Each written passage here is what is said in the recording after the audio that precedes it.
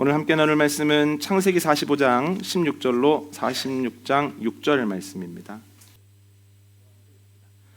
요셉의 형들이 왔다는 소문이 바로의 궁에 들림에 바로와 그의 신하들이 기뻐하고, 바로는 요셉에게 이르되 내 형들에게 명령하기를 너희는 이렇게 하여 너희 양식을 싣고 가서 가나안 땅에 이르거든 너희 아버지와 너희 가족을 이끌고 내게로 오라. 내가 너희에게 애굽의 좋은 땅을 주리니 너희가 나라에 기름진 것을 먹으리라. 이제 명령을 받았으니 이렇게 하라. 너희는 애굽 땅에서 수레를 가져다가 너희 자녀와 아내를 태우고 너희 아버지를 모셔오라. 또 너희의 기구를 아끼지 말라. 온 애굽 땅에 좋은 것이 너희 것임이니라. 이스라엘의 아들들이 그대로 할세. 요셉이 바로의 명령대로 그들에게 수레를 주고 길 양식을 주며 또 그들에게 다 각기 옷 한 벌씩을 주되 베냐민에게는 은 300과 옷 5벌을 주고, 그가 또 이와 같이 그 아버지에게 보내되 순하기 10필에 애굽의 아름다운 물품을 실리고 암나기 10필에는 아버지에게 길에서 드릴 곡식과 떡과 양식을 실리고, 이에 형들을 돌려보내며 그들에게 이르되 당신들은 길에서 다투지 말라 하였더라. 그들이 애굽에서 올라와 가나안 땅으로 들어가서 아버지 야곱에게 이르러 알리오 이르되 요셉이 지금까지 살아 있어 애굽 땅 총리가 되었더이다. 야곱이 그들의 말을 믿지 못하여 어리둥절하더니, 그들이 또 요셉이 자기들에게 부탁한 모든 말로 그에게 말하매 그들의 아버지 야곱은 요셉이 자기를 태우려고 보낸 수레를 보고서야 기운이 소생한지라. 이스라엘이 이르되 조카도다. 내 아들 요셉이 지금까지 살아 있으니 내가 죽기 전에 가서 그를 보리라 하니라. 이스라엘이 모든 소유를 이끌고 떠나 브엘세바에 이르러 그의 아버지 이삭의 하나님께 희생 제사를 드리니, 그 밤에 하나님이 이상 중에 이스라엘에게 나타나 이르시되 야곱아 야곱아 하시는지라.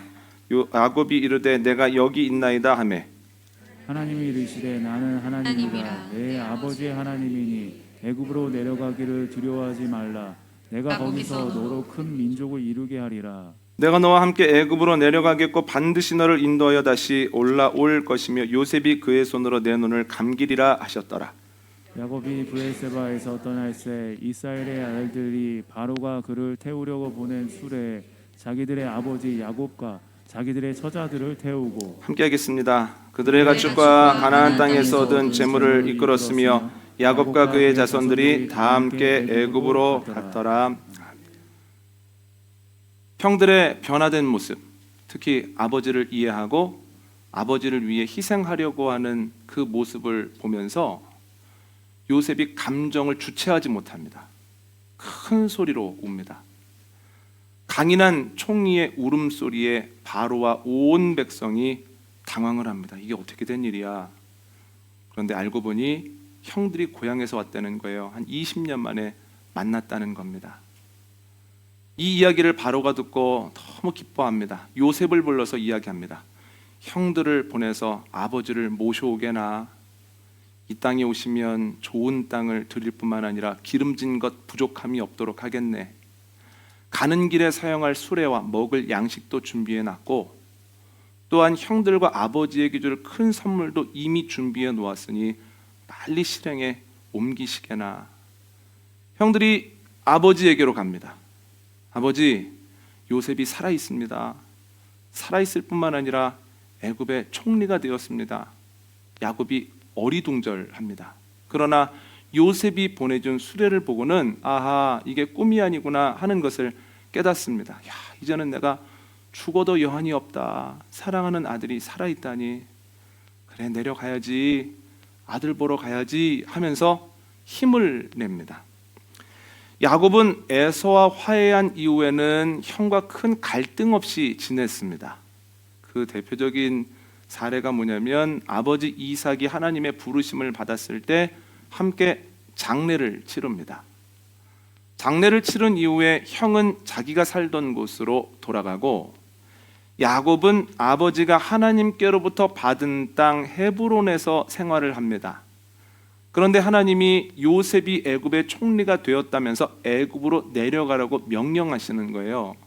그 명령에 따라 애굽으로 내려가는 길에 야곱이 브엘세바에서 멈추어 예배하고 예배를 마치자 다시 그 길을 계속했다라고 하는 것이 오늘 본문의 내용입니다.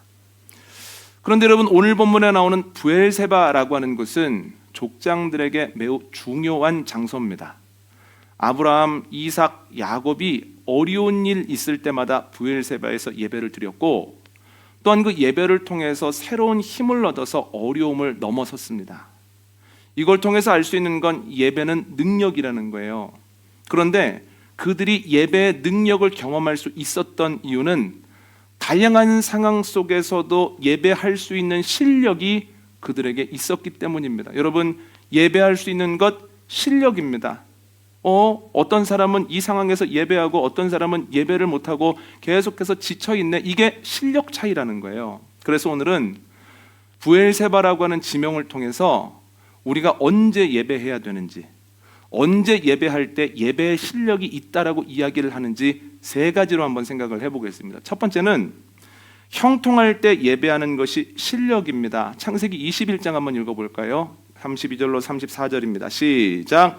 그들이 브엘세바에서 언약을 세우매 아비멜렉과 그 군대 장관 비골은 떠나 블레셋 사람의 땅으로 돌아갔고, 아브라함은 브엘세바에 에셀나무를 심고 거기서 영원하신 하나님 여호와의 이름을 불렀으며 그가 블레셋 사람의 땅에서 여러 날을 지냈더라. 아멘.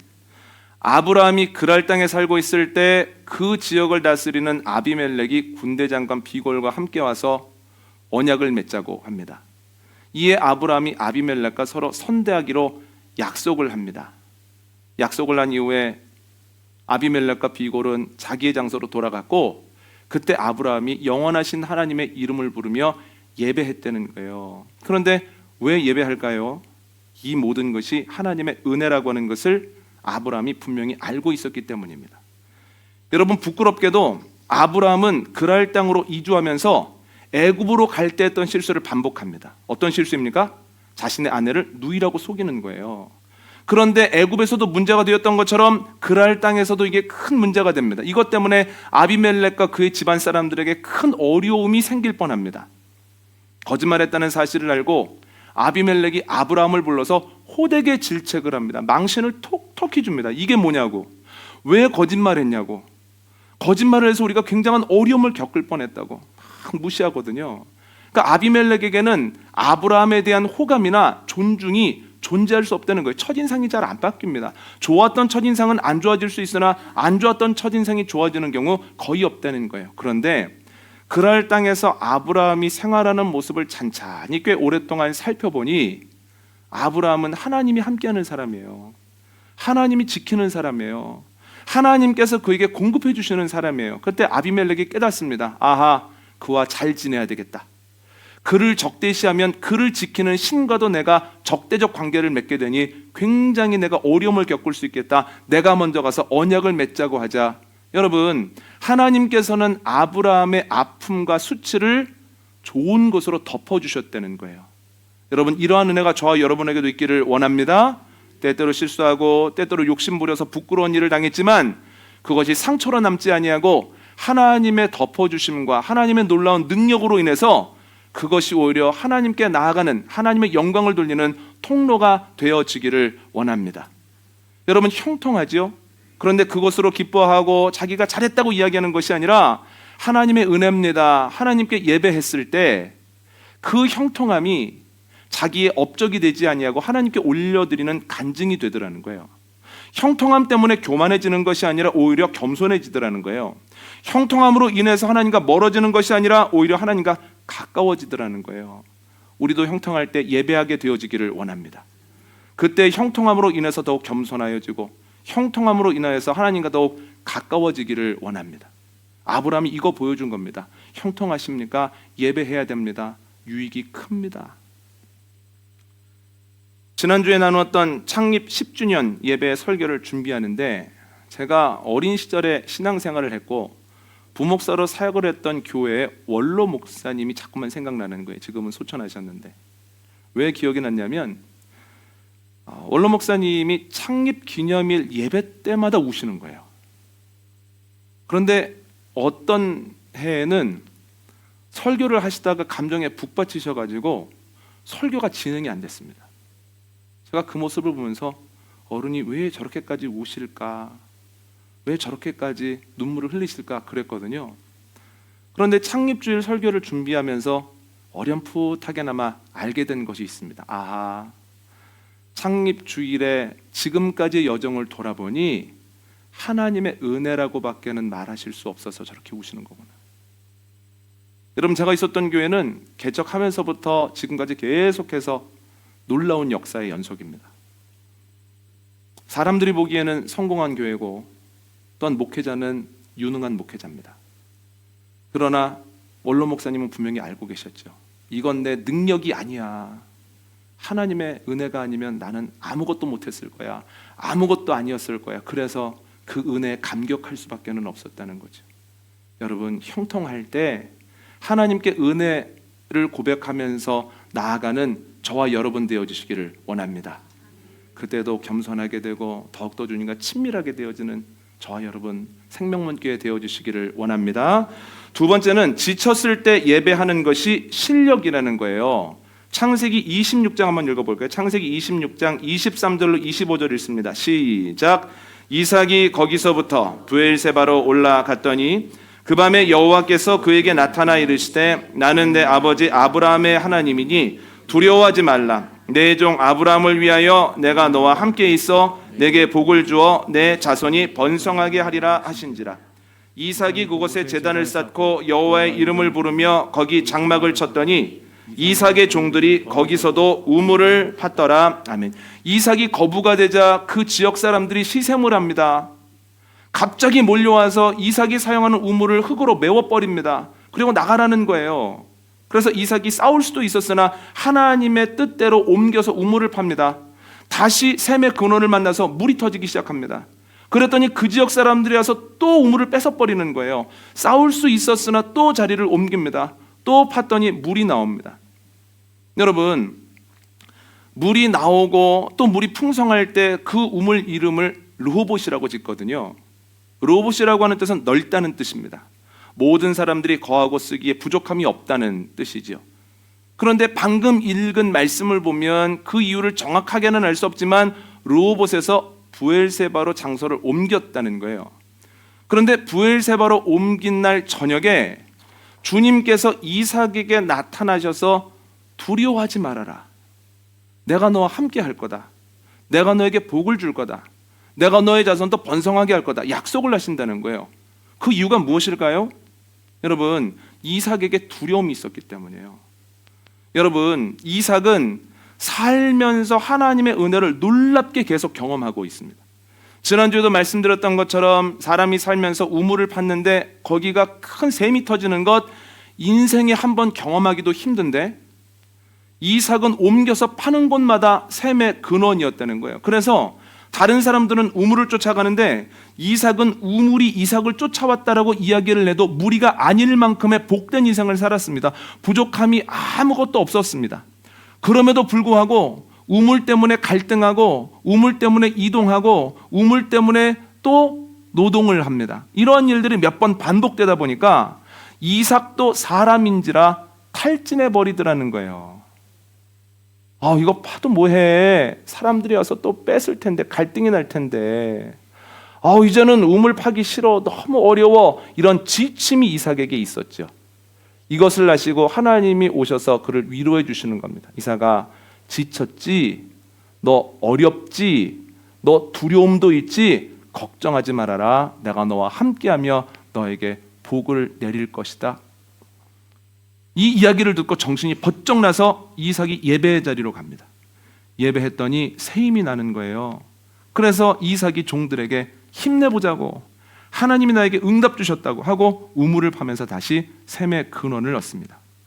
이삭이 우리에게 보여주는 얘기가 뭐냐면 지쳤을 때 우리가 해야 되는 것 예배라는 겁니다. 지쳤을 때 예배하면 주님께서 힘 주신다는 겁니다. 주님이 힘 주시면 지금의 어려운 것이나 막막한 것을 결국은 넘어서게 될 것이라는 거예요.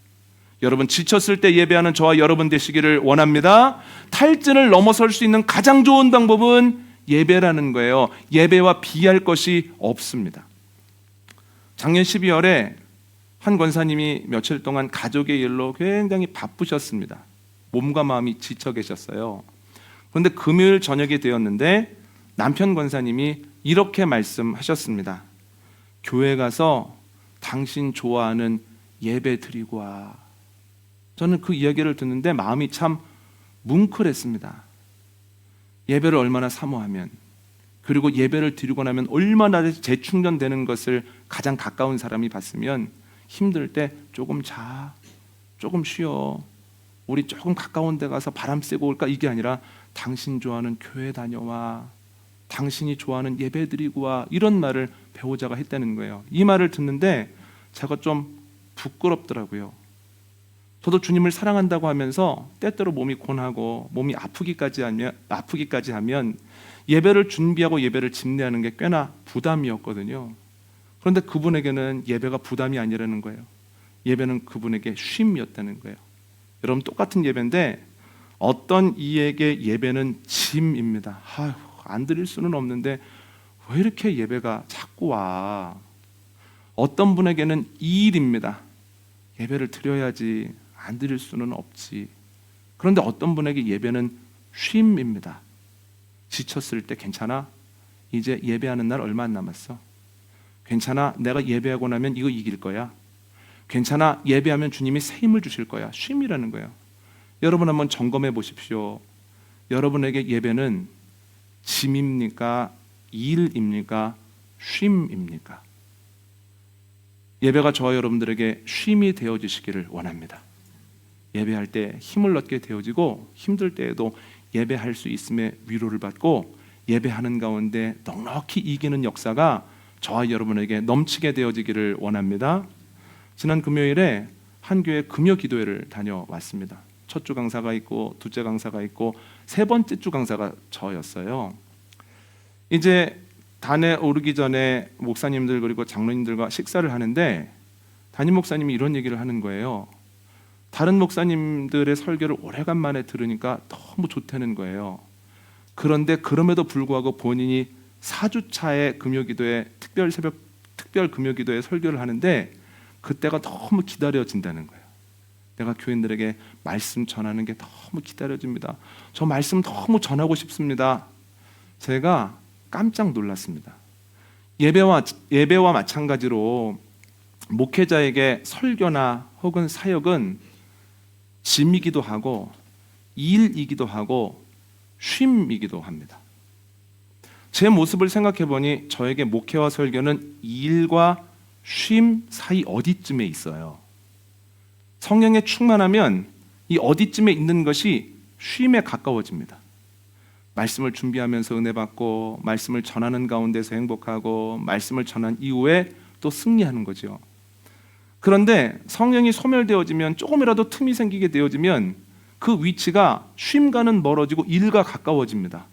안 할 수는 없어서 하는데 왜 이렇게 연말연초 되니까 설교할 게 많아. 예배드리고 뒤돌면 또 예배고 설교하고 뒤돌면 또 설교를 해야 되네. 일에 가까워지는 거예요. 그런데 그때 기도하지 아니하면 일을 넘어서서 짐이 되는 거예요. 너무 고되다. 너무 힘들다. 나는 언제쯤 이 설교에서 벗어날 수 있을까? 그러니까 제가 생각해 보니까 저는 일과 쉼 어디쯤에서 오가거든요. 그런데 그 목사님도 똑같은 거예요. 일과 쉼 어디쯤에 있는데 지금 성령으로 충만하셔서 쉼에 가까이 계신 겁니다. 너무 말씀을 전하고 싶고 내가 받은 은혜를 교인들에게 알려주고 싶은 거죠. 그걸 보면서 그렇구나. 나도 더 매진해서 목회하는 것이 말씀 전하는 것이 쉼까지 더 나아가야 되겠구나.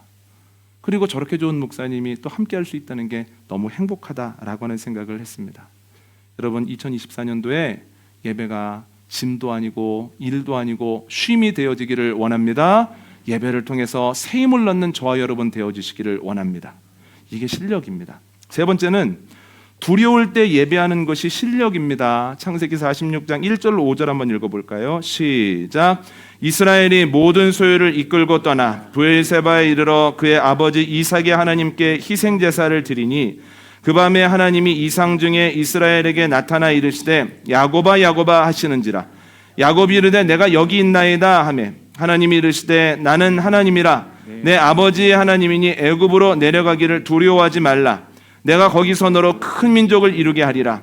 내가 너와 함께 애굽으로 내려가겠고 반드시 너를 인도하여 다시 올라올 것이며 요셉이 그의 손으로 내 눈을 감기리라 하셨더라. 야곱이 브엘세바에서 떠날새 이스라엘의 아들들이 바로가 그를 태우려고 보낸 수레에 자기들의 아버지 야곱과 자기들의 처자들을 태우고. 아멘. 야곱이 모든 가족들과 애굽으로 내려가다가 브엘세바에서 멈춰 예배를 드리거든요. 그런데 예배한 날 밤에 하나님께서 야곱에게 나타나셔서 말씀하십니다. 야곱아, 두려워하지 말아라.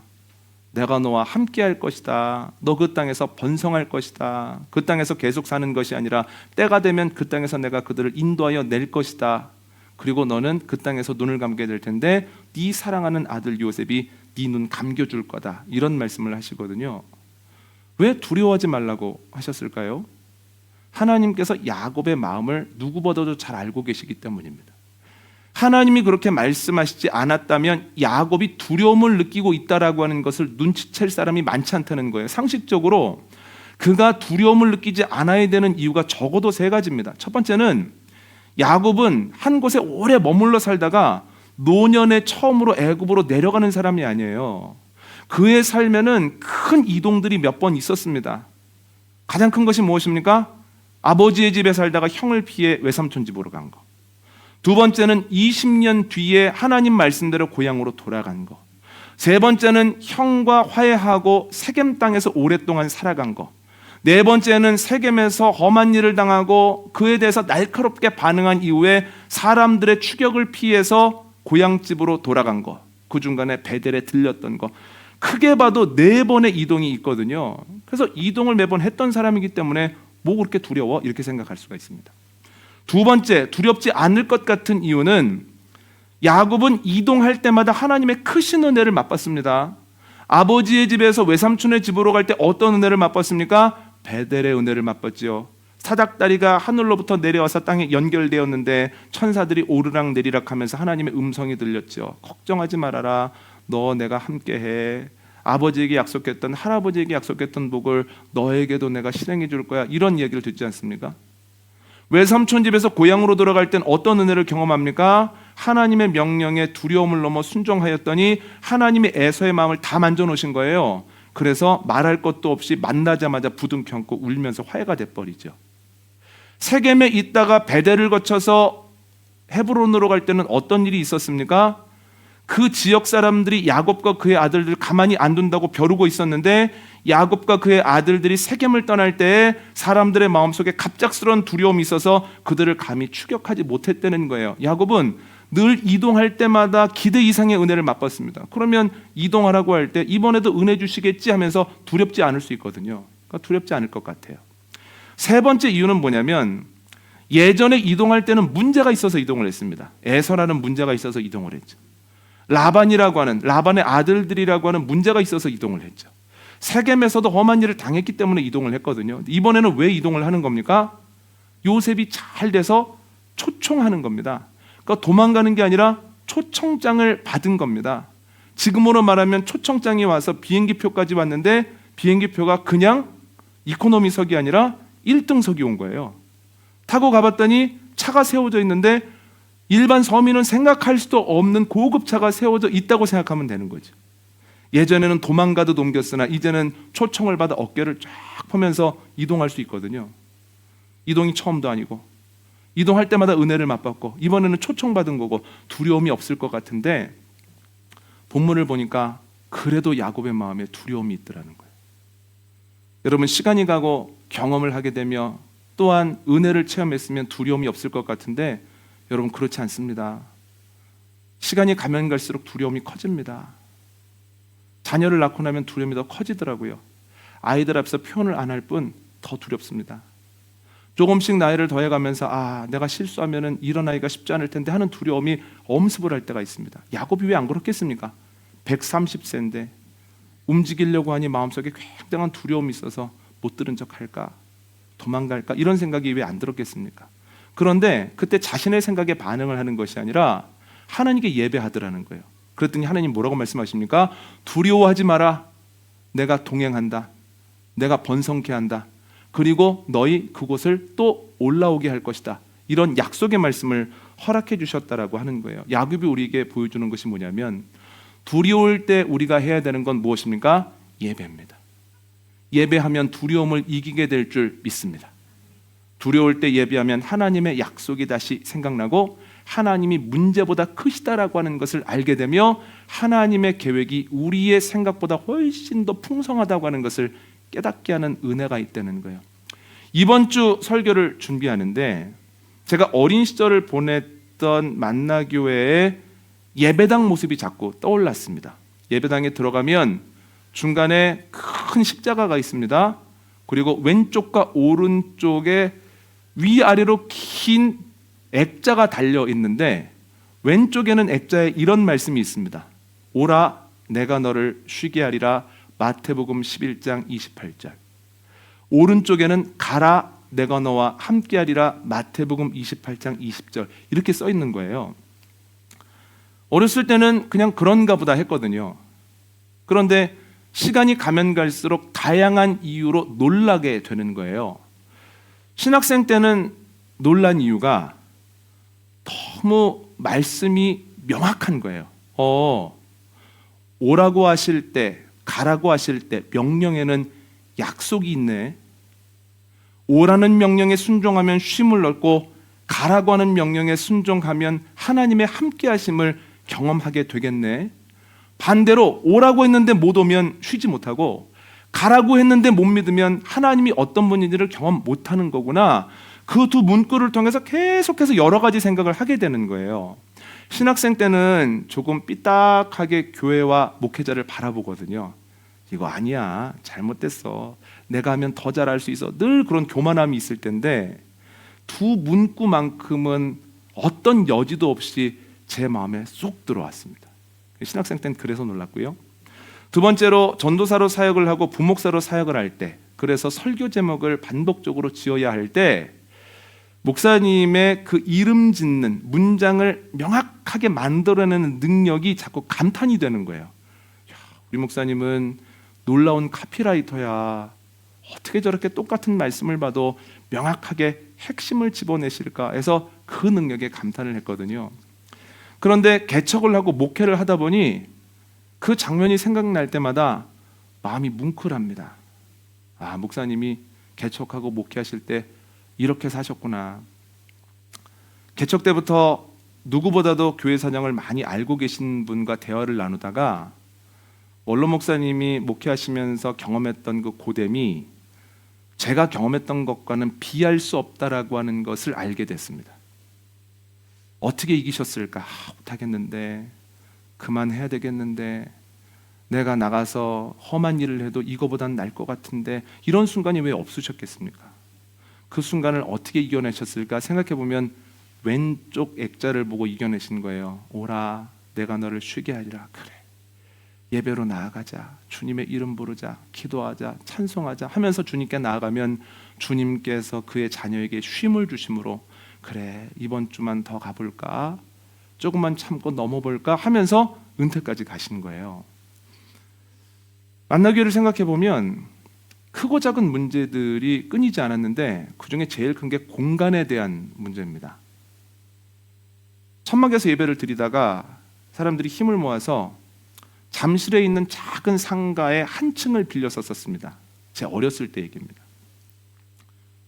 교인들이 많아지면서 두 층을 빌려서 썼어요. 굉장히 재밌었거든요. 근데 이게 웬일입니까?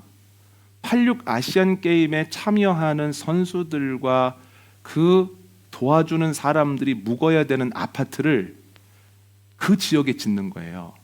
그래서 거기 있었던 운전면허 시험장하고 여러 상가들을 다 철거하는데 그 안에 교회가 들어간 거예요. 그러니까 언제까지 비워야 되는 거예요. 이거는 뭐 협상의 여지가 없습니다. 그때는 더 지금보다는 훨씬 더 매서웠던 시대 아닙니까? 그냥 그때까지 나가면 나가야 되는 시대 아닙니까? 84년, 83년 이럴 때니까. 그래서 제 어린 기억에 목사님하고 장로님들이 장소를 찾기 위해서 여기저기 다녔던 그런 기억이 있습니다. 송파에 짓담한 건물을 구입을 해서 힘겹지만 거기에 들어갔습니다. 그리고 완성을 해서 들어갔는데 또 거기에서도 끊임없이 리모델링하고 필요에 따라서 주차장 부지를 사고 주차장 부지 옆에다가 교육관을 짓고 이런 일들이 있었습니다. 그런데 하는 모든 것들마다 넉넉해서 한 것이 아니고 늘 빚이 있고 늘 버거운 일이었어요. 그래서 늘 특별 기도회를 했던 그런 기억이 있습니다. 그리고 안정될 만하니까 분당에 넓은 땅을 사서 이동을 하게 된 거예요. 그런데 이동한 지 얼마 안 돼서 IMF가 터졌습니다. 흉흉한 소문이 돌아요. 학교에서 공부를 하면 저도 모르는데 친구들이 와서 묻습니다. 이런 소문이 들리는데 괜찮냐고, 어렵다는데 어떻게 된 거 아니냐고. 그래서 저는 걱정 하나도 안 했습니다. 믿음이 있었기 때문입니다. 원로 목사님에 대한 믿음이 있었거든요. 다른 사람들은 다 힘들어도 원로 목사님은 대책이 있을 거야. 다른 사람들은 다 어려워해도 원로 목사님은 뭔가 보면서 갈 거야. 그런데 지금 생각해 보니까 원로 목사님이 얼마나 두려우셨을까. 시시각각 시간이 다가올 때 얼마나 몸과 마음이 고되고 힘들었을까, 이런 생각이 드는 거예요. 그때 어떻게 이기셨을까 생각해 보니까 오른쪽 액자를 보고 이기셨겠다 싶은 생각이 들어요. 가라, 내가 너와 함께하리라. 걱정하지 마, 내가 너를 고아처럼 버리지 않아. 내가 가라고 할 때는 대책이 없지 않아. 네가 걱정하지만 나는 계획이 있고 너는 못 보지만 내가 보고 있는 계획이 있어. 너 용기 있게 가라. 가라, 내가 너와 함께하리라고 하는 그 마태복음의 마지막 말씀을 붙들고 이기지 않으셨을까라고 하는 생각을 해봅니다. 두려울 때 우리가 해야 되는 것은 주저하는 것도 아니고 도망가는 것도 아닙니다. 가라, 내가 너와 함께하리라. 내가 너를 고아처럼 버리지 않을 것이다. 내가 너의 삶에 대한 계획을 가지고 있다. 그 계획이 네 생각이나 네 기도 제목보다 훨씬 더 좋은 거야 라고 하는 주님의 말씀을 믿음으로 한 발자국씩 나아가는 것이 우리가 해야 되는 일이라는 거예요. 그런데 주님은 자세하게 말씀해 주시지는 않습니다. 어떻게 될 거다, 누구를 통해서 될 거다, 언제 될 거다, 어느 정도 될 거다 말씀을 안 하세요. 단지 가라, 내가 너와 함께하리라, 믿고 걸어가라 하시거든요. 그래도 그 말씀에 믿음으로 반응하여 어려운 일이 있을 때, 두려울 때 낙심하거나 좌절하지 아니하고 주님의 약속 붙들고 한 걸음씩 걸어가는 저와 여러분들의 삶에 어려움을 넘어서고 이겼다라고 하는 간증이 넘치는 복된 새해가 되어주시기를 원합니다. 오늘 말씀 정리하겠습니다. 족장들은 브엘세바에서 예배 능력을 경험했습니다. 예배의 능력을 경험할 수 있었던 이유는 다양한 상황 속에서도 예배할 수 있는 실력이 그들에게 있었기 때문입니다. 우리가 언제 예배하는 것이 예배의 실력이 있다는 증거일까요? 크게 세 가지로 나눠봤는데, 첫 번째는 형통할 때 예배할 수 있는 게 실력입니다. 형통할 때 예배하면 이것이 내 업적되어지지 아니하고 하나님께 올려드리는 간증이 될 뿐더러 형통함이 교만되지 아니하고 겸손되어지고, 형통함으로 인하여서 주님과 멀어지는 것이 아니라 주님과 가까워진다는 거예요. 두 번째는 지쳤을 때 예배하는 것이 실력입니다. 지쳤을 때 주님을 바라보면 주님께서는 새 힘을 주십니다. 그러기 위해서 우리가 해야 될 게 뭐냐면, 주님이 우리에게 허락하신 예배는 짐도 아니고 일도 아니고 쉼이다. 분명한 고백을 가지고 나아갈 때 예배를 통해서 우리를 쉬게 하시고 우리에게 새 힘을 부어주십니다. 세 번째, 우리는 두려울 때 예배해야 됩니다. 두려울 때 예배하면 주님께서 분명히 말씀하십니다. 가라, 내가 너와 함께하리라. 내가 너의 삶에 대한 계획을 가지고 있다. 내 계획이 네 기도 제목보다 훨씬 크고 좋다. 여러분, 형통할 때, 지쳤을 때, 두려울 때 예배하는 실력을 가지고 있으므로 예배를 통하여 모든 것을 넉넉하게 이기는 예배의 능력을 경험하는 2024년도 되어지시기를 원합니다.